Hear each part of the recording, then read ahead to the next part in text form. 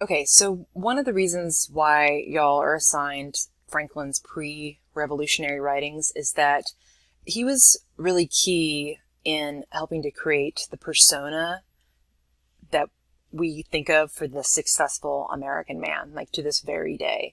And a lot of that had to do with the different, I guess, virtues that he, pretty bluntly attempts to impart in his writings. So the Way to Wealth, for example, is just chock a block with those, but so is his autobiography. So he takes every opportunity he can throughout the autobiography to not only talk about himself and his accomplishments, but to try to, I guess, sow the seeds of virtue and wisdom in his readers so that they can become more successful as well. Again, kind of a self-help Tony Robbins kind of. If he were alive today, I'm sure he'd be traveling around doing conferences and with a headset on, yelling really loud at people.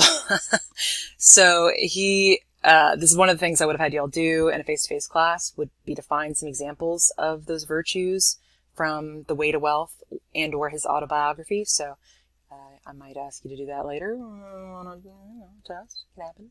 And you're thinking, like, this test is going to be crazy long. It's not all going to be on there, but some of it will be. So best to be prepared, right? And it's not hard to find. I mean, you can't walk 2 steps without tripping over a little, saying or psalm or virtue in The Way to Wealth, for sure. So the colonies at the time, again, are going through lots of changes, and that's where the need to create this national identity is coming from. We've already talked about the religious changes that people are going through. So the Puritan Calvinists that, we've inherited from, they believe that social disruption would enable Satan to enter the body politic. That's a quote from your textbook, which is why something like revolution wouldn't have been possible, I guess. We do get dissenters, but we saw what happened to them. So for them, and going against the grain and going against the status quo socially, they believe that's Satan trying to get in and disrupt their unity as a group and to kind of infect them with evil. So hence kind of the hysteria over the Salem witch trials as well.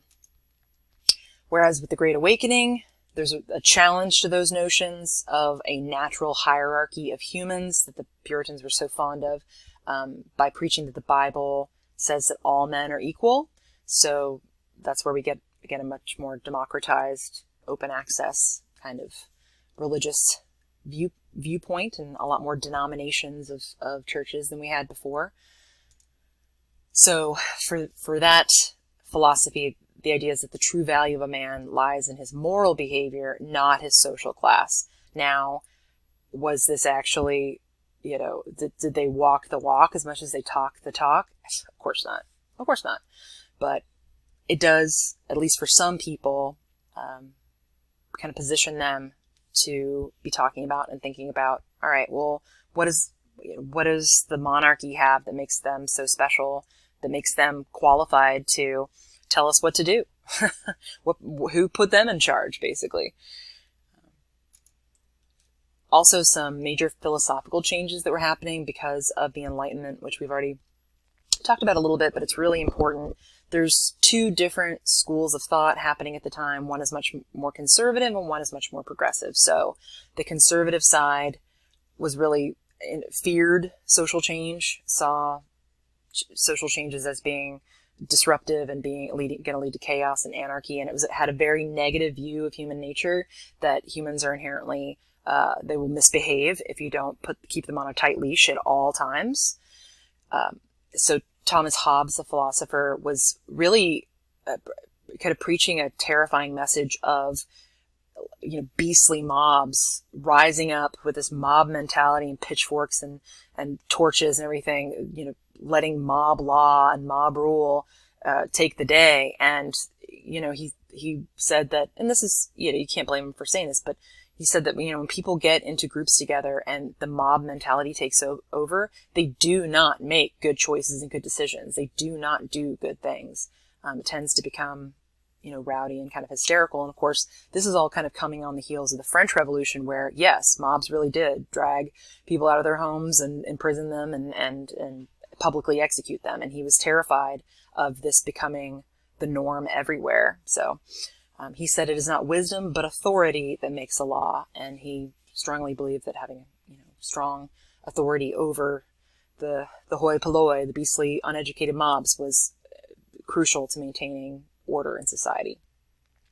Whereas the progressive side of things, as one would expect, they were more about individual freedoms. They argued that if you give people the opportunity to do the right thing, if you give them the chance to make choices for themselves, then give them that freedom, then everyone does better socially. When you lock down too tight on people and you don't give them the chance to do the right thing, then they're not really doing the right thing. They're just doing what you told them to do. So they believe that you need to give people the space to grow and develop as humans so they can make good choices. It's kind of like two different views of parenting in a lot of ways. Like parents who are more authoritarian, they are, they're more, having tight control over your children through discipline and an authoritarian rule, is better for them because then they won't, go out and do bad things or hurt themselves or hurt other people. And then when people do go out and do bad things and make bad choices, it's because their parents didn't act like that with them. Whereas a more kind of progressive, liberal parenting style is, no, you need to give kids the opportunity to make mistakes and to screw things up and to do the wrong things sometimes so they can learn from that and become better adults as a result. So I'm sure the truth is somewhere in the middle. I don't know. I've hopefully got a little while to figure that out for myself. But John Locke, the philosopher, said that human beings inherently enter a social contract with each other for mutual benefit, and that includes certain natural rights, one of which that, I, you, me, everybody, every person on this planet is born free and is born equal, and that is an inalienable right that cannot and should not ever be taken away from a human being. He said, all mankind being equal and independent, no one ought to harm another in his life, health, liberty, or possessions. So a lot of John Locke was British, but a lot of these ideas would get sort of passed, channeled through the American founding fathers when coming up with their own documents, such as the Declaration of Independence. Of course, there was conservative backlash on that too. Again, the fear of, okay, if we say everybody's equal, it's gonna be chaos and anarchy. So maybe let's walk that back a little bit. Political changes. So leading up to the revolution, republicanism was not like the Republican Party we have today. Okay. Totally different. Republicanism as a political philosophy was really starting to take hold. So this did emphasize rule of law, but law kind of more locally sourced law. Also a lot of emphasis on the rights of individuals to own property and to, the pursuit of happiness, whatever that means, all that kind of stuff. Again, Kreviker talks about that quite a bit in his narrative. And also this idea of the sovereignty of the people, not one person being in charge of a huge group of people, but that all of the people have equal stake and equal share, and so are all really, in charge of themselves. So a lot of this had to do with the attitude toward Britain being just hopelessly corrupt and frankly hostile to American interests. Politically speaking, Britain was a mess at this time, and on the other side of the ocean, the Americans are kind of standing back and looking at it and saying, we want those guys to be in charge. They're falling apart over there, and really they keep making really terrible political moves that are messing things up for us over here in terms of trade and our relationships with trading partners particularly. And again, remember, there's a really heterogeneous mix of different nationalities all kind of together in the quote-unquote melting pot, and so it just doesn't benefit. It's just not in their interest to hate each other just because they're mother countries, which a lot of them weren't even necessarily born there. They may have been born on American soil. They're like, I don't have any reason to that's not my fight, and it's just all it is just messing up my interests. So the colonists associated corruption with luxury and especially inherited status and wealth. They were very suspicious about that. And that kind of, to this day, still resounds. Like, there's few things that people wrinkle their nose at more than finding out that somebody, the only reason somebody has obscene amounts of wealth is because they inherited it, and that they didn't necessarily work for it or do anything to earn it. Like, that, for a lot of people, just is very distasteful.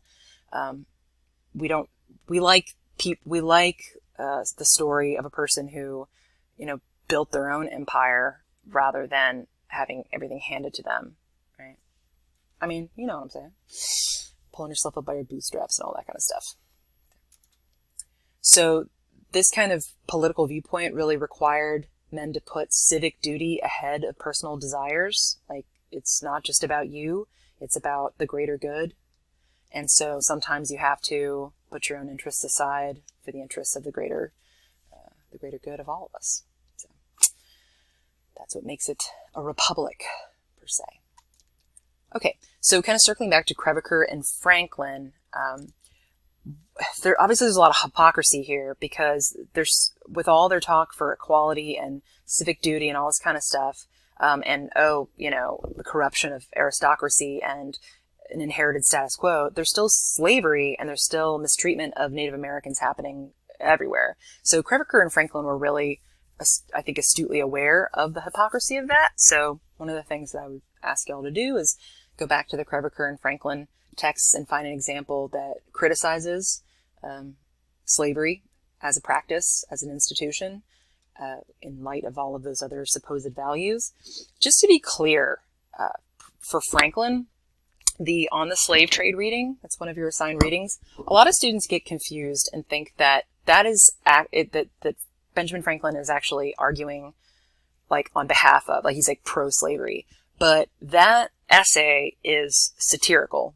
It's a satire. It's making fun of the pro-slavery argument, because he's basically in the essay giving this really long quote. Most of it's a quote from a fictional character, Sidi Mehmed Ibrahim, he said he took from a text 100 years earlier, where it's taken from in response to protests by what would have been for them abolitionists against taking Christian slaves, and all of the arguments that this Mehmed Ibrahim gives are basically the same arguments that Christian slave owners were giving in America, only he's doing it as a Muslim slave owner 100 years earlier. And so it just kind of puts the shoe on the other foot and really points out all of the hypocrisy of what's going on, like calling yourself a Christian and believing in equality for all and still doing those things. So I just want to make you aware of that so that you don't get confused and think that Franklin was pro-slavery. He was not.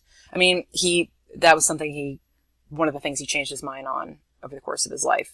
He didn't have a problem with it until later on. But then when he did, he was very public about switching sides to the abolitionist side. I would have also asked you to find an example criticizing the hypocrisy over the treatment of the natives. So Crèvecœur talks about native peoples quite a bit in Letters from an American Farmer. Of course, his description of natives is all fictional and frankly kind of stereotypical and a little insulting, but he's still, for the time, being fairly progressive, I guess.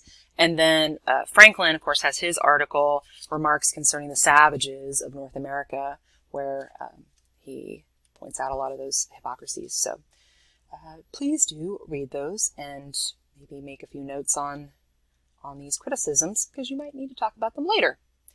All right.